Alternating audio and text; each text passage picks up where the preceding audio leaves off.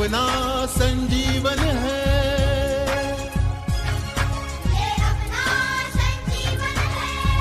तो आज हम कक्षा चौथी हिंदी रिमझिम में से पाठ क्रमांक 7 दान का हिसाब इसका दूसरा भाग पढ़ने जा रहे हैं।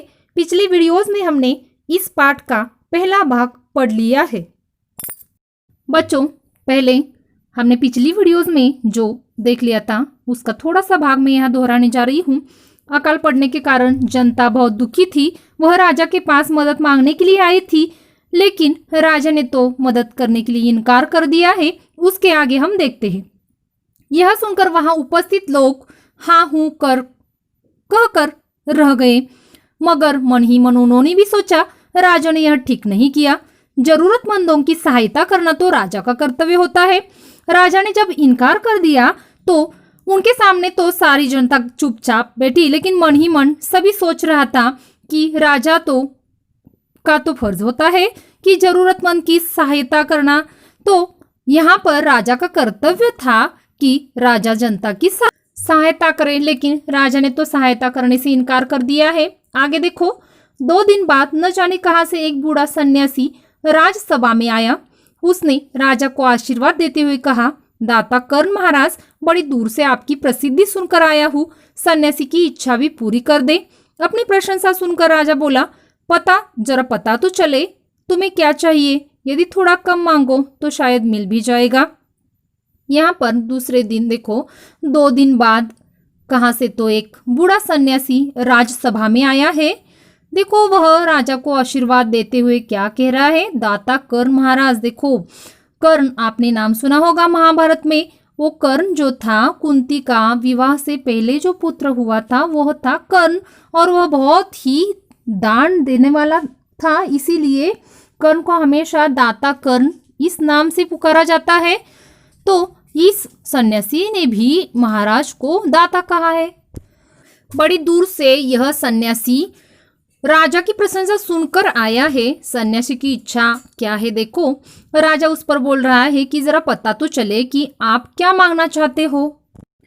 सन्यासी ने कहा, मैं तो सन्यासी हूँ, मैं अधिक धन का क्या करूँगा। मैं राजकोष से 20 दिन तक बहुत मामूली भिक्षा प्रतिदिन लेना चाहता हूँ। मेरा भिक्षा लेने का नियम इस प्रकार है, मैं पहले दिन जो लेता हूँ दूसरे दिन उसका दुगुना, तीसरे दिन उसका दुगुना, फिर चौथे दिन तीसरे दिन का दुगुना, इस तरह से प्रतिदिन दुगुना लेना चाहता हूँ। भिक्षा लेने का मेरा यही तरीका है। देखो बच्चों, यहाँ पर उस सन्यासी ने क्या मांग दिया है। वो कह रहा है कि मैं तो एक सन्यासी हूँ, मैं अधिक धन से क्या करूँगा, मुझे तो धन से लालसा नहीं है। मैं राजकोष से 20 दिन तक कुछ मामूली सी भिक्षा लेना चाहता हूँ। भिक्षा यानी भीख, और राजकोष में जो भी कुछ धन है उसमें से थोड़ी सी भिक्षा मुझे चाहिए। और उसने अपने भिक्षा लेने का जो नियम है वो भी बताया है। कैसा है नियम देखो, वह जो पहले दिन लेने वाला है उसका दुगुना दूसरे दिन, यानी पहले दिन 1 रुपया ले लिया तो दूसरे दिन उसका कितना हो गया, 2 रुपया। तीसरे दिन दूसरे का डबल यानी 4 रुपये हो गए। ऐसा उसका भिक्षा लेने का तरीका उन्होंने यानी पद्धति उन्होंने बताई है। देखो, राजा बोला, तरीका तो समझ गया, मगर पहले दिन कितना लेंगे यही असली बात है।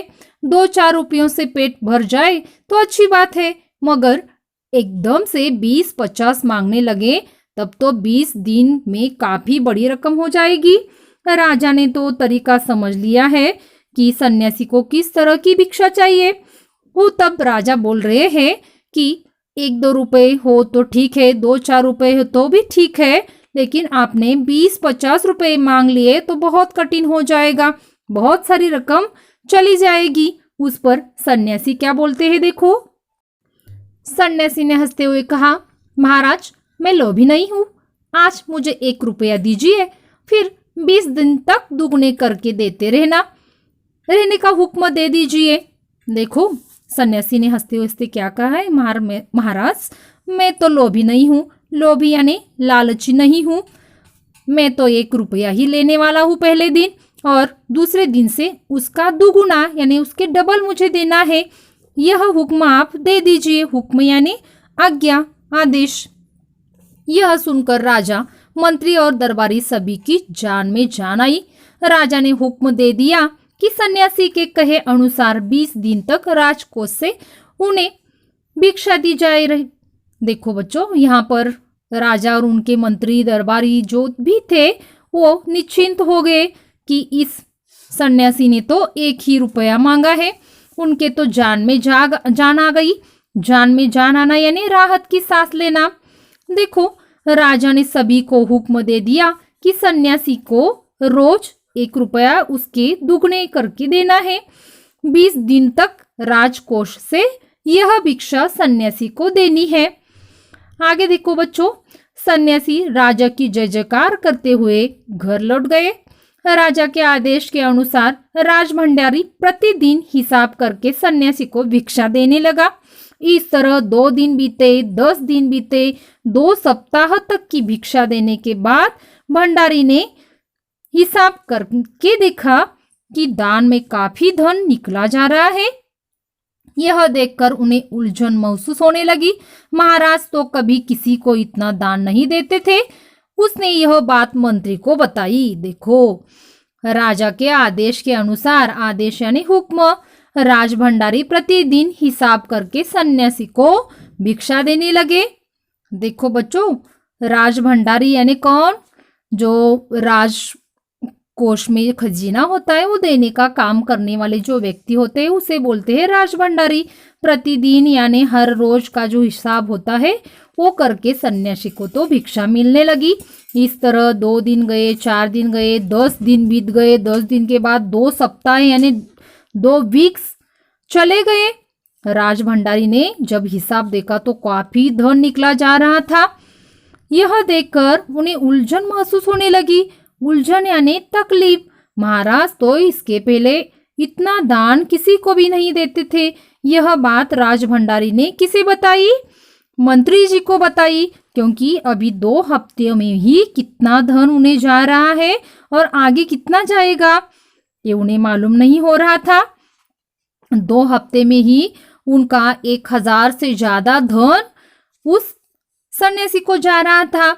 मंत्री ने कुछ सोचते हुए कहा, वाकई यह बात तो पहले ध्यान में ही नहीं आई थी, मगर अब कोई उपाय भी नहीं है। महाराज का हुक्म बदला भी नहीं जा सकता। मंत्री भी सोच में पड़ गए। राजभंडारी ने जब मंत्री से कहा कि बहुत सारा धन इस सन्यासी के पास जा रहा है, तब मंत्री भी सोचने लगे, सच में ये बात तो हमारे ध्यान में पहले आनी चाहिए थी। वाकई का अर्थ है, वास्तव में पहले तो किसी के ध्यान में नहीं आई कि ये सन्यासी तो 1 रुपया मांग रहा है, तो ये कुछ ज्यादा रकम नहीं है, ऐसे ही लगा सबको। लेकिन उसकी जो तरीका था भिक्षा मांगने का वो था दुगुना, हर रोज के दुगुना पैसा देना है, या भिक्षा में आप कुछ भी दो वो दुगुना देना है। महाराज का हुक्म तो बदला नहीं जा सकता। सब चिंतित हो गए। इसके बाद फिर कुछ दिन बीते। भंडारी फिर हड़बड़ाता हुआ मंत्री के पास पूरा हिसाब लेकर आ गया। हिसाब देखकर मंत्री का चेहरा फीका पड़ गया। देखो बच्चों, कुछ दिन ऐसे ही चले गए। पहले तो 2 सप्ताह चले गए, उसके बाद 15 दिन, 20 दिन आने से पहले भंडारी के ध्यान में आया। भंडारी बहुत ही हड़बड़ाता हुआ यानी उताव पालन करते हुए मंत्री के पास पहुंचा हिसाब लेकर। हिसाब देखकर मंत्री का चेहरा फीका पड़ गया, यानी अधिक घबराहट होने लगी। चेहरा फीका पड़ना यानी यह मुहावरा है, उसका अर्थ है बहुत अधिक घबरा जाना। वह अपना पसीना पोंछकर सिर खुलजाकर दाढ़ी में हाथ फेरते हुए बोला, यह क्या कह रहे हो? अभी से इतना धन चला गया है तो फिर 20 दिनों के अंत में कितने रुपए होंगे? ये जब राजभंडारी ने हिसाब दिखाया मंत्री जी को, तो मंत्री जी तो सोच में ही पड़ गए और बहुत घबरा गए। वो अपना पसीना ही पोंछने लगे, सिर खुजलाने लगे और दाढ़ी पर हाथ फेरते हुए बोलने लगे कि अभी 15 दिन पूरे हो गए तो इतना हमारा धन सन्यासी के पास जा रहा है, और 20 दिन में कितना धन जाएगा? भंडारी बोला, जी पूरा हिसाब तो नहीं किया है। मंत्री ने कहा, तो तुरंत बैठकर अभी पूरा हिसाब करो। मंत्री भी बहुत परेशान है और मंत्री जी ने भंडारी को कहा है कि अभी के अभी 20 दिन का हिसाब पूरा करके मुझे बताओ कि कितना धन उस सन्यासी के पास जाने वाला है। भंडारी हिसाब करने बैठ गया। मंत्री महाशय अपने माथे पर बर्फ की पट्टी लगाकर तेजी से पंखा झलवाने लगे। देखो, मंत्री के कहने पर राज भंडारी हिसाब करने के लिए बैठ गया कि 20 दिन में उस सन्यासी के पास कितने पैसे जाने वाले हैं। मंत्री महाशय तो माथे पर बर्फ की पट्टी लगाकर तेज पंखा घुमाकर उसके नीचे बैठ गए। माथे पर बर्फ की पट्टी लगाना, देखो ये भी एक मुहावरा है, अपना बुखार कम करना। कुछ ही देर में भंडारी ने पूरा हिसाब कर लिया। मंत्री ने पूछा, कुल मिलाकर कितना हुआ? भंडारी ने हाथ जोड़कर कहा, जी 10,48,575 रुपए। देखो बच्चों, आपको भी ध्यान में आया है कि नहीं? देखो कि एक के दिन का दूसरा दुगना, यानी 1 रुपए का दूसरे दिन में 2 रुपए हो जाएंगे, 2 का 4 हो जाएगा, 4 का 8 हो जाएगा। ऐसे कितने दिन? 20 दिन उस सन्यासी को भिक्षा देनी थी, तो वो 20 दिन की भिक्षा कितनी हो जाएगी? 10,48,575 रुपए। देखो कितनी बड़ी रकम हो गई है। तो मंत्री जी यह सुनकर क्या हो? मंत्री गुस्से में बोला, मजाक कर रहे हो क्या? यदि सन्यासी को इतने रुपए दे दिए तब तो राजकोष खाली हो जाएगा।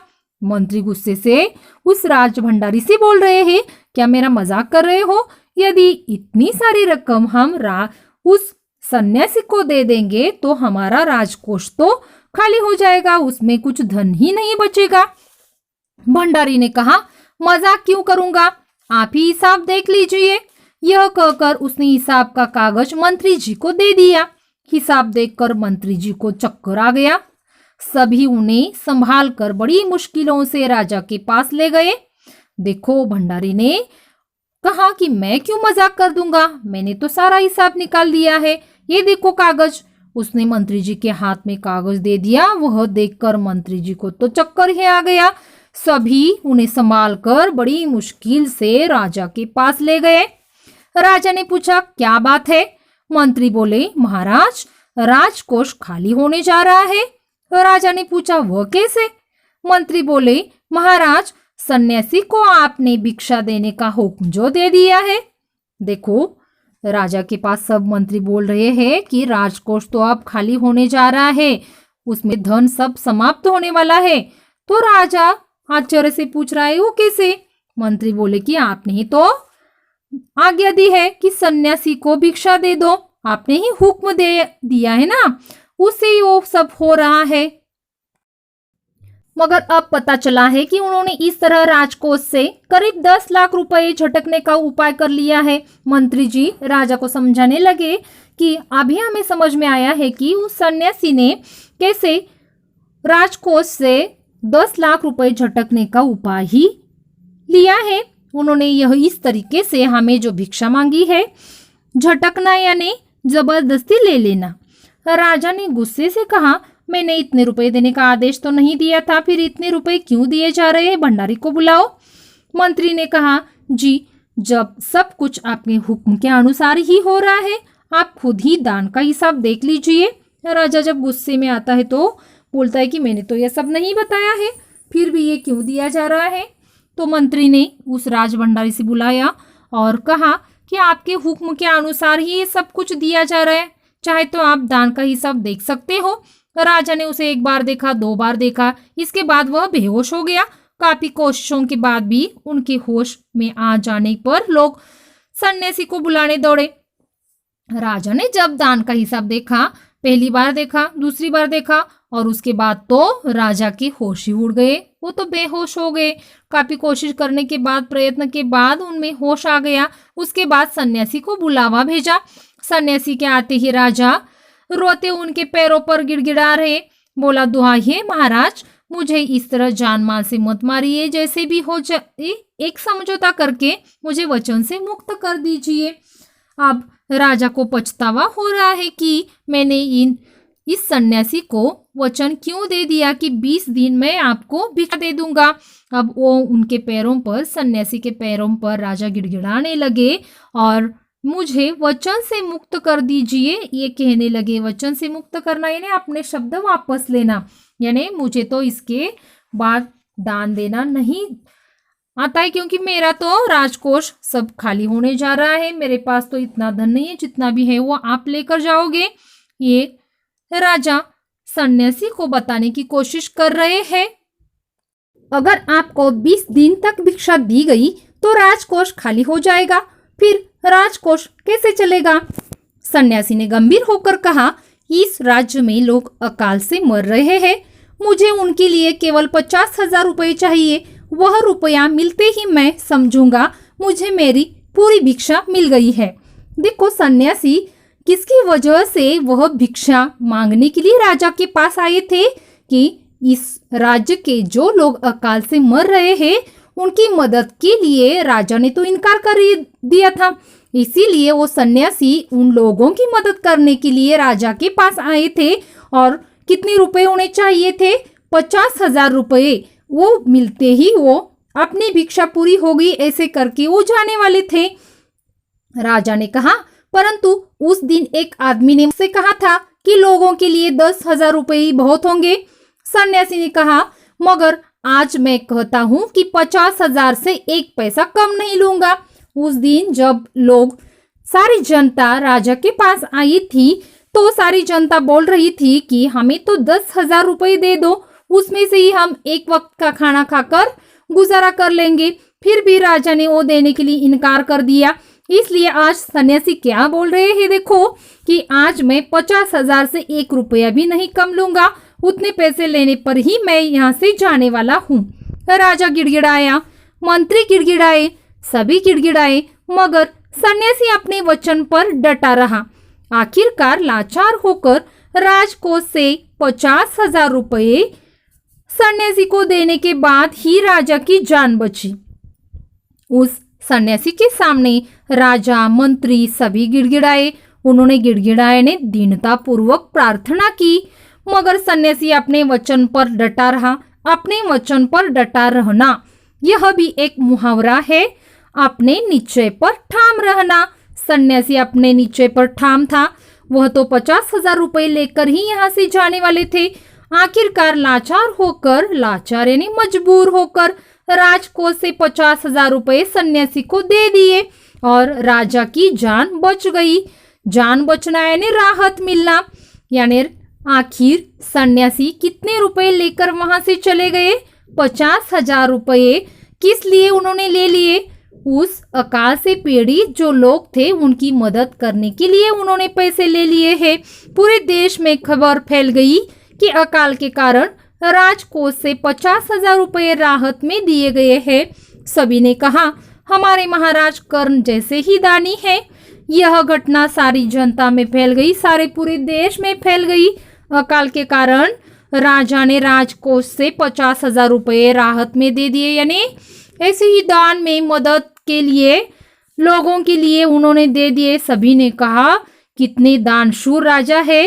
जैसे कि कर्ण दानी था वैसे ही दानशूर ये महाराज भी है। तो सारी जनता उनका जय जयकार करने लगी। कैसे जय जयकार? हमारे महाराज तो कर्ण जैसे ही दानी है। राजा मजबूरी में कर्ण जैसा दानी बन गया। वो तो दानी नहीं था, लेकिन मजबूरी ने उसे दानी बना दिया है। यहाँ देखो, उस सन्यासी ने कहा कि मैं तो 50,000 लेकर ही रहूंगा। और ये 50,000 किसे देने वाले थे सन्यासी महाराज? वो तो अकाल से पीड़ित सभी लोगों में बांटने वाले थे। बहुत ही सुंदर कहानी है ये। दान का हिसाब बहुत अच्छी है। आपको यह कहानी मन से पठन करनी है और अपने शब्दों में दोहराने का प्रयास करना है। आपके घर वालों के सामने यह कहानी बताने का प्रयास करना है। यही आपका गृह कार्य है। तो बच्चों, यह पाठ बहुत अच्छी तरह से पठन करो, वीडियो देखो। मैंने इस पाठ पर 2 वीडियो बनाए हैं। पिछला वीडियो भी देखना है, यह भी देखना है, ताकि आपको यह पाठ बहुत अच्छी तरह से आसानी से समझ में आ सके। धन्यवाद।